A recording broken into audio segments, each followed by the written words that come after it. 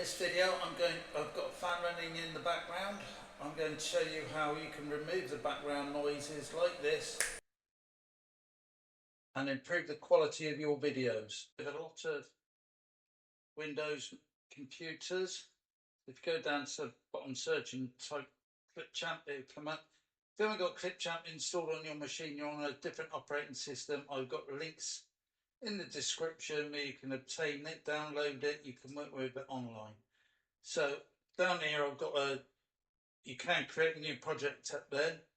I've got a project that I've already been working on, which is here. So if I go into that,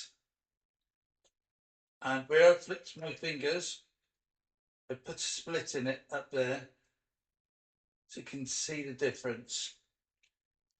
So if I've highlighted the clip where I put the split in, on the end of the timeline, I've got highlighted. If I go to audio, then detach audio,